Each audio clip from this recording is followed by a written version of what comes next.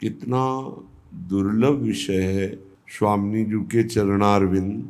स्वयं परब्रह्म परमात्मा इन चरणों को अपने हृदय से स्पर्श कराते हैं, अपने हृदय में वास कराते हैं। ये हैं बसत किशोर लाल के प्राणन मध्य सदारी, श्री श्यामाजू के चरणन की बलिहारी। प्यारी जू, यदि एक बार आपके श्रीमुख का साक्षात्कार हो जाए तो मेरे मन की चंचलता, मेरे नेत्रों की चंचलता, ये सब शांत हो जाए। रात दिन उसी रूप माधुरी के चिंतन में हमारा व्यतीत हो, उसी रस में ये मन, ये बुद्धि, ये चित्त, ये अहम सब पंग हो जाए। एक बार कृपा करो मेरी स्वामिनी।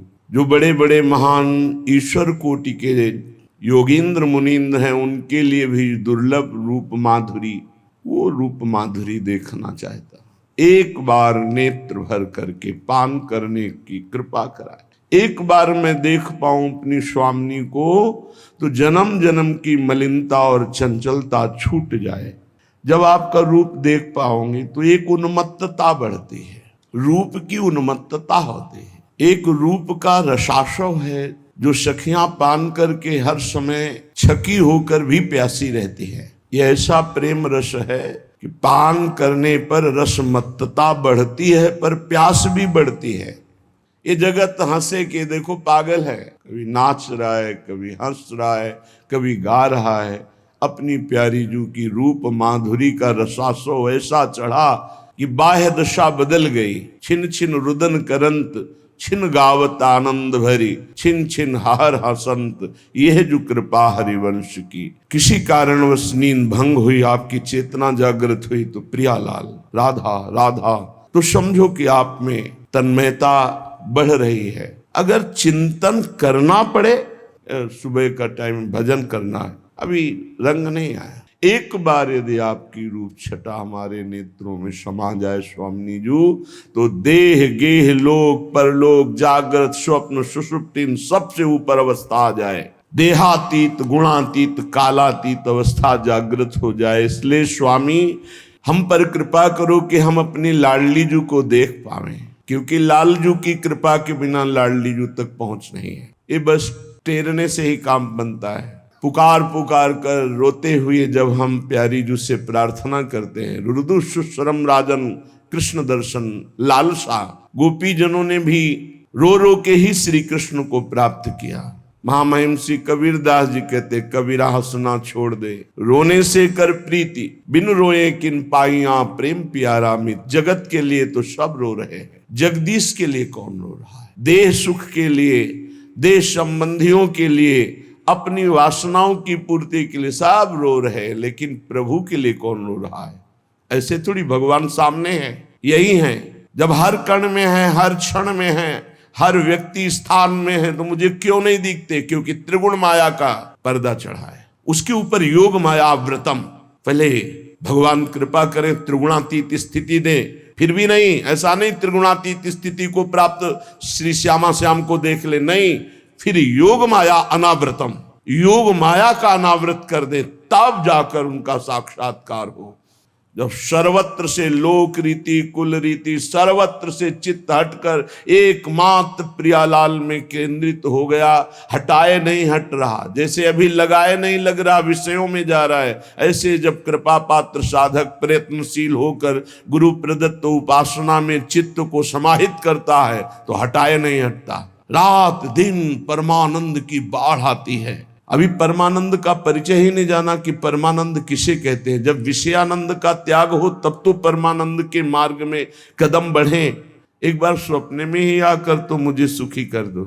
स्वप्न में देखा मेरी स्वामिनी है तो हंसी आ जाए, जीवन होता जा रहा है रोते रोते। एक बार तो प्यारी जो आप मुस्कुरा दो, जिससे हमारा हृदय शीतल हो जाए। परम शीतल माश्रयामी, आपके चरणारविंद का आश्रय परम शीतलता प्रदान करता है। उपासना में उपास्य देव से ही हर समय जुड़े रहना आवश्यक है।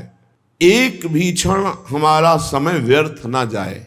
अव्यर्थ कालत्वम, इसीलिए विरक्ति, कहीं भी आसक्ति होगी तो हमारा चित्त उसका चिंतन करेगा। और ये हमारी उपासना में बहुत बड़ी त्रुटि है, छिद्र है, जिससे हमारा कमाया हुआ भजन का आनंद बाहर निकल जाता है। किसी भी व्यक्ति, वस्तु, पदार्थ, घटना का प्रभु से विमुख होकर चिंतन होना, हमारे साधन से जो आनंद हमको मिलने वाला 20 वर्ष हो जाते हैं और अध्यात्म उन्नति नहीं दिखाई देती, जो स्थिति है वो नहीं दिखाई देती।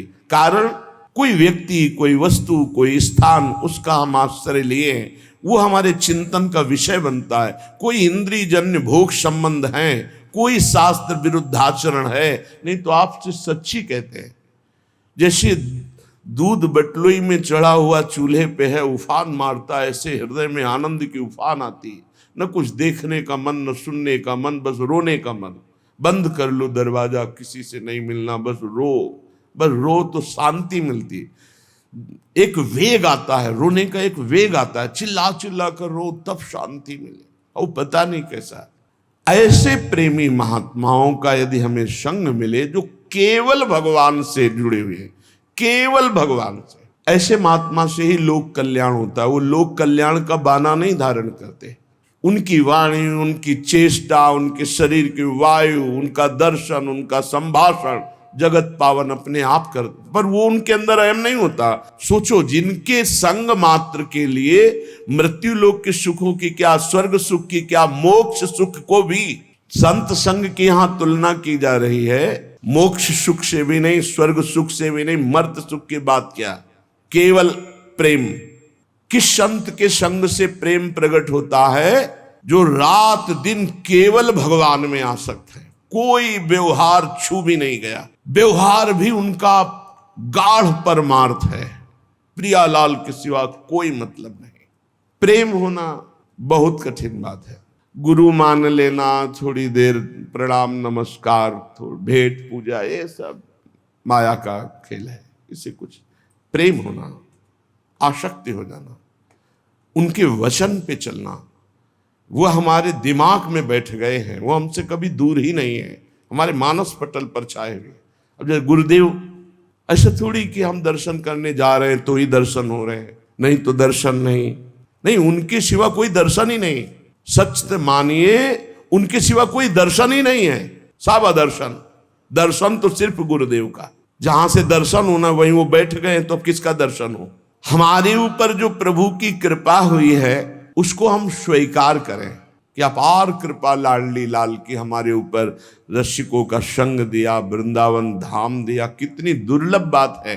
प्रेमियों का मिलना मतलब मेरा अंतिम जन्म है। प्रेमियों का मिलना मतलब हमारे ऊपर प्रभु की सीधे दृष्टि है।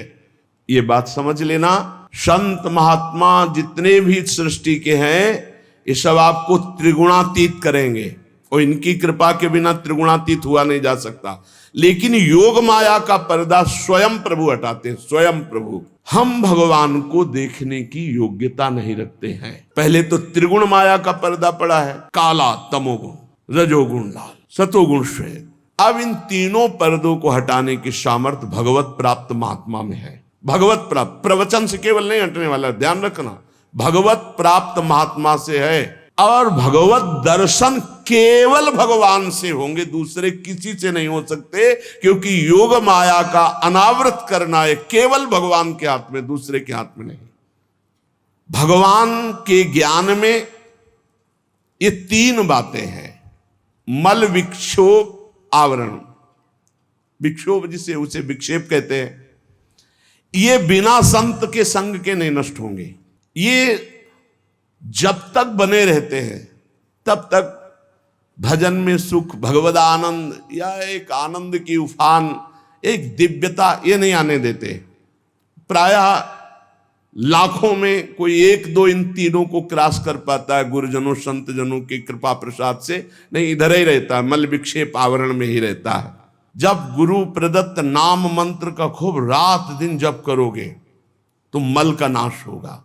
और जब सत्संग सुनोगे, सत्संग से जो आपको ज्ञान प्राप्त हो रहा है, तो मन बार बार जो चंचल होकर अन्य अन्य व्यक्ति वस्तु स्थान में जाता है, इसे विक्षेप कहते हैं। लेकिन आवरण जो अहंकार है, ये सबसे बड़ा दोष है। ये पूरे ढके रहता है ज्ञान को। ये कृपा से नष्ट होता है। जब हम किसी महापुरुष की आज्ञा पर रहते हैं, उनकी आज्ञा से चलते हैं और वो कृपा कर देते तो हमारा अहंकार नष्ट हो जाता है। मल, विक्षेप, आवरण, ये तीनों जब नष्ट हो जाते हैं तब वो आर्त भाव से प्रभु को पुकारता है, तब वो पर्दा हटाते हैं, योग माया अनावृत, तो भगवत साक्षात्कार हो जाता है।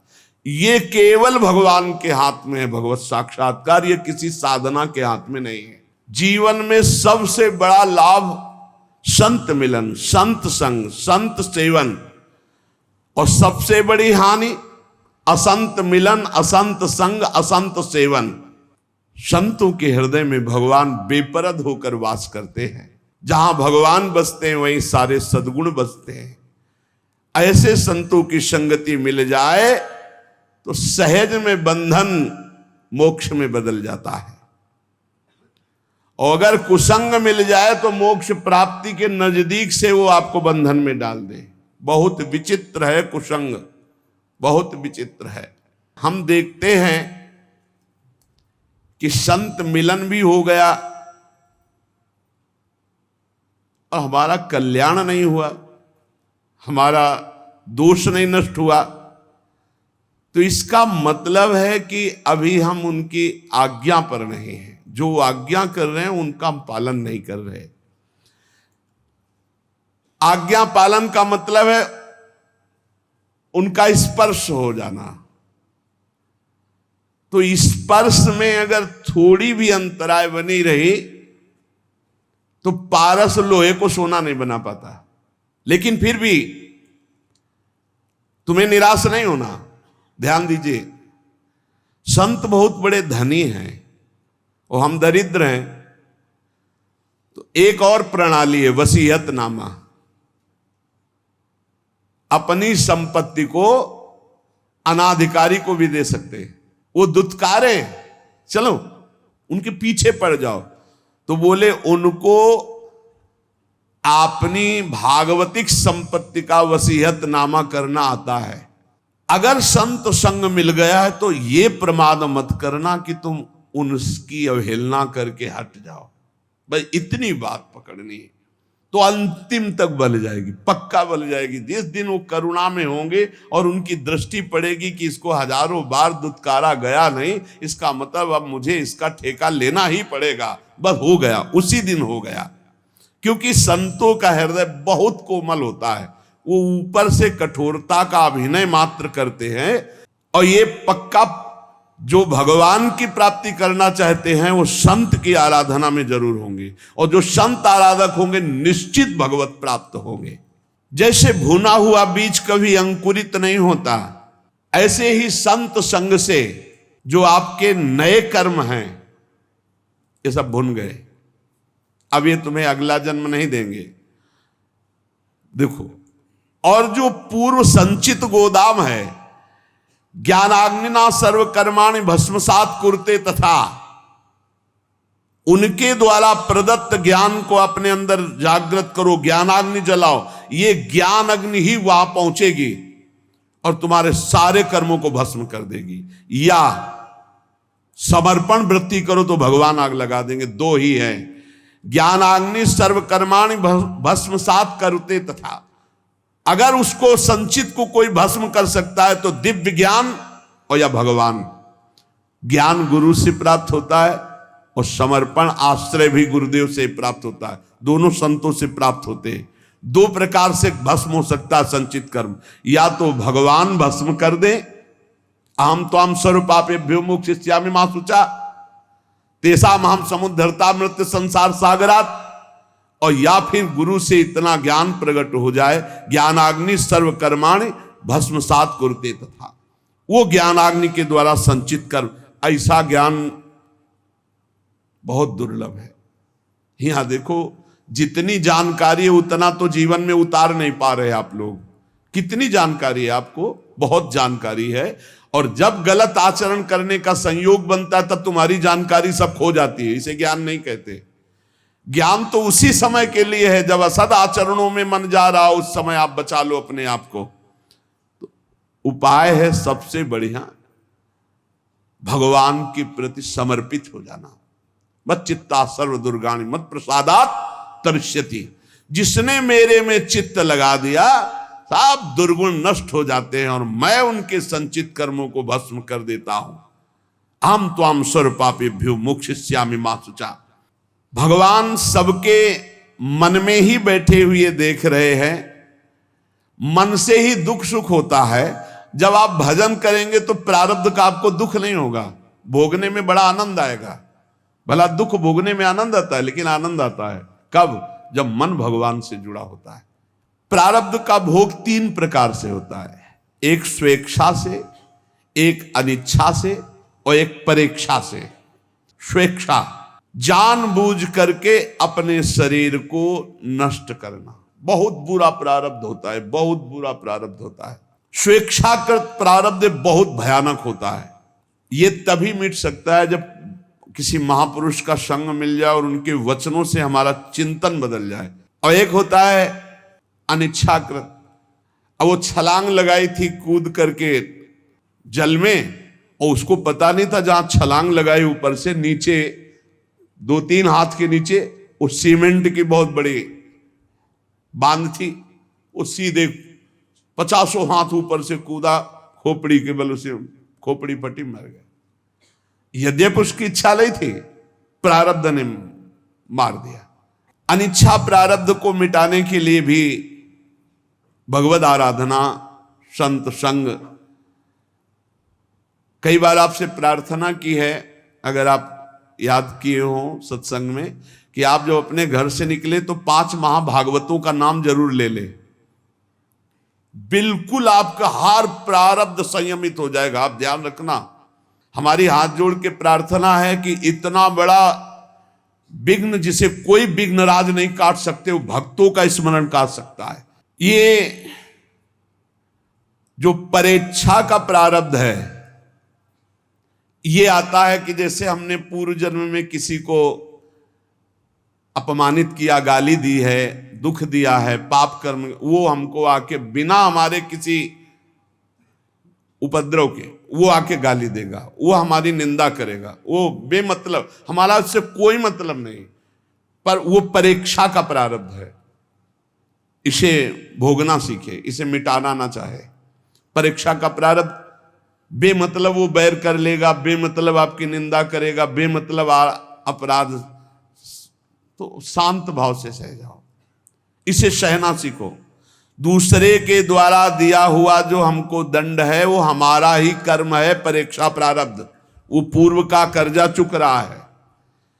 कभी किसी को कटु शब्द नहीं बोलना, कभी किसी से कोई मतलब नहीं है, लेकिन परीक्षा प्रारब्ध जब होगा तो निंदा होने लगेगी, वो मारने पर तुल जाएगा, वो आपको चोट पहुंचा सकता है और आपसे कोई मतलब नहीं उससे, पर वो परीक्षा प्रारब्ध, इसे भोग लेना चाहिए।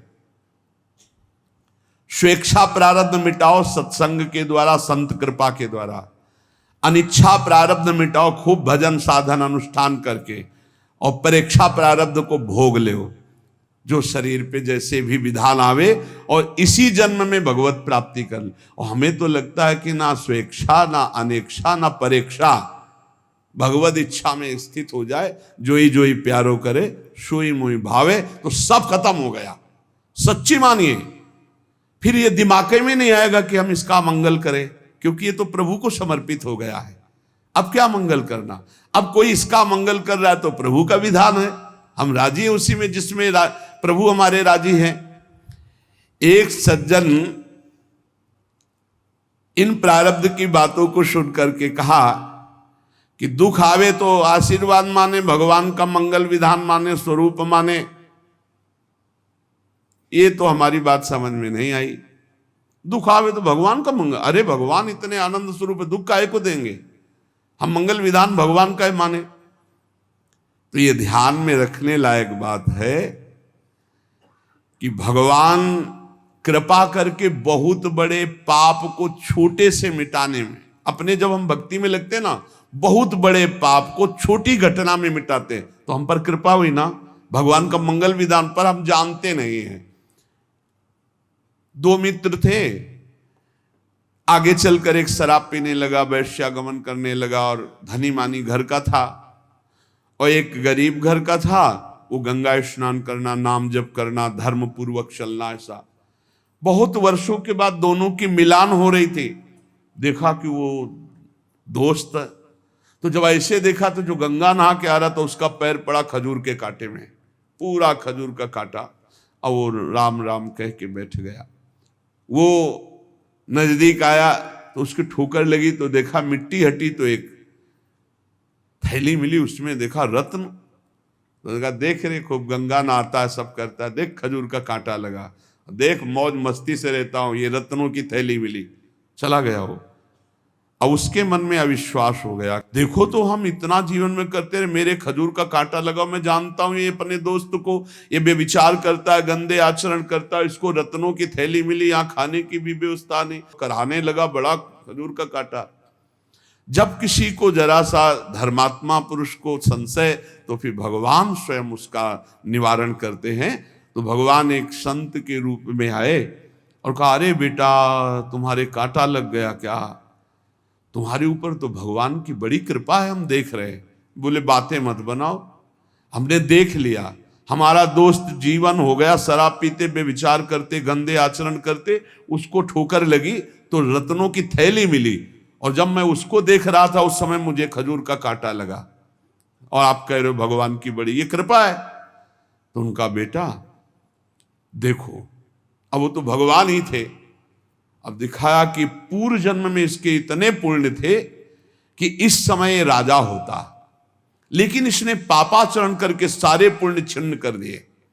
अब ये जो आखिरी पुण्य इसकी थैली है, ये जब रत्नों का भोग कर लेगा, बेच करके इनको खर्चा कर लेगा, तो सारे पुण्य इसके नष्ट हो जाएंगे। तो अब इस जन्म का पाप और पूर्व जन्म का पाप भारी दुर्गति को प्राप्त होगा।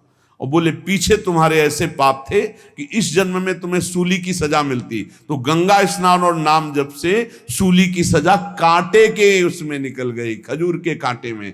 अब तुम्हारा पाप ये नष्ट हो चुका है, अब तुम्हारे सुकृत इस जन्म के और पूर्व के जुड़ेंगे, तुम आनंद।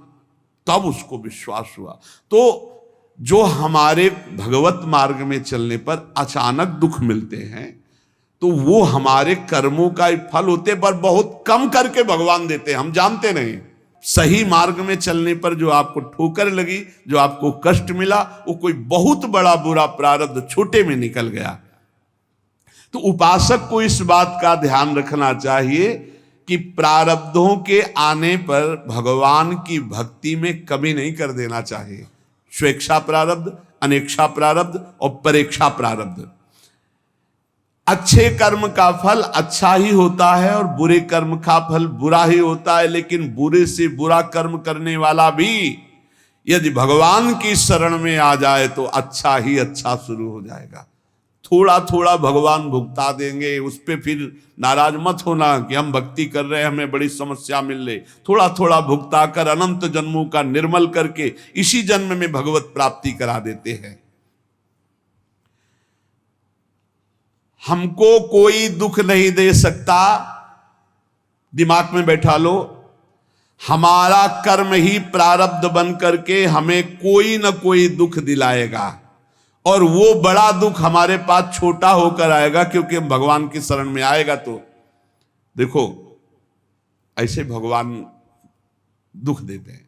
जैसे किसी के लड़के ने कोई अपराध कर दिया, अब पड़ोसी मारने के लिए उसे दौड़े, मां ने देखा, बड़ी चतुरता पूर्वक गई और हाथ पकड़ा और कहा, अरे दुष्ट, तुम्हें इतनी बार समझाओ, पूरा लंबा हाथ करके, और जब लगेगा पीठ में जाके आवाज भी होगी, लेकिन वो बहुत धीमे से होगा, हाथ लंबा होगा और गुस्सा बड़ी होगी। तो पड़ोसी कहने, अरे रहने दो बहन जी, रहने दो, आखिरकार बच्चा ही है। नहीं बच्चा क्या है, फिर ऐसे वो ऐसा भगवान पिटाई करते हैं। इसीलिए कह रहे कि हमको कोई दुख नहीं दे सकता, हमारा प्रारब्ध आएगा, पर प्रारब्ध बहुत बड़ा रूप लेके आएगा और भोगना बहुत कम पड़ेगा। ये भगवान की शरणागति से बहुत कम भोगना पड़ रहा है, बहुत कम। कैसे तुम्हें बताएं? हम यदि किसी की बुराई करेंगे, किसी को नीचा दिखाने की कोशिश करेंगे, वो हम अपने लिए कुआं खोद रहे हैं। और अगर हम सही मार्ग में चल रहे हैं फिर हमें कष्ट मिल रहा है, तो हमारा पूर्व का प्रारब्ध है, हमें चुपचाप सह लेना चाहिए। हम किसी को दुख नहीं पहुंचा सकते, ये हम नियम लें, और फिर किसी को दुख पहुंच जाता है तो उसका प्रारब्ध है। ध्यान दीजिए, अपने जीवन में हम किसी को दुख नहीं पहुंचाना चाहते, अब अचानक किसी को दुख पहुंच जाता है हमारी चेष्टा से, हमारे उससे, हम नहीं पहुंचाना चाहते, ये उसका प्रारब्ध है। दुख पहुंचाने की हमारे अंदर ना इच्छा है, ना संकल्प है, ना चेष्टा है, और किसी को दुख पहुंच जाता है। कई ऐसी बातें होती जो हम नहीं चाहते पर दूसरे को कष्ट हो जाता है। अतएव जब हमको कोई दुख पहुंचावे तो हमको भी रोष नहीं करना, हमें मानना है कि इसका जो चेष्टा हुई वो मेरा प्रारब्ध ने करवाई चेष्टा। जब कोई दूसरे के द्वारा किए हुए प्रतिकूल व्यवहार से प्रतिकूल व्यवहार करता है तो नया कर्म बन करके वो भोगने के लिए तैयार हो जाता है। इसलिए उपासक नया कर्म तो बुरा करे ना, और जो हमारे साथ बुरा करे उसे निपटा लो, सह लो चुपचाप, और भगवान की शरण में हो। प्रारब्ध अवश्य भोगना पड़ता है, बहुत कम करके भोगना होगा। तो ये प्रश्न बंद कर दो करना कि भगवान की भक्ति में हमको दुख क्यों मिल रहा है। तुम्हारे ही कर्मों को बहुत कम करके भगवान भुगता रहे। निरंतर नाम जप करो, भगवान से पुकार करो। संत संग से मल विक्षेप आवरण का नाश हो जाता है। संत संग से भगवान पर जो अपनापन होता है, तो भगवान अपनेपन से रीच कर योग माया का आवरण हटा देते, तो चराचर जगत श्याम में भगवत स्वरूप में दिखाई देने लगता है। भक्त की सिद्धि यही है कि जित देखो तित श्याममयी, जिधर देखे अपना प्रभु दिखाई दे। वास्तविक प्रभु ही हैं। हम बहुत सावधानी से भजन करके ये स्थिति प्राप्त करें। शेष चर्चा आगे। श्री राधा वल्लभ लाल की जय।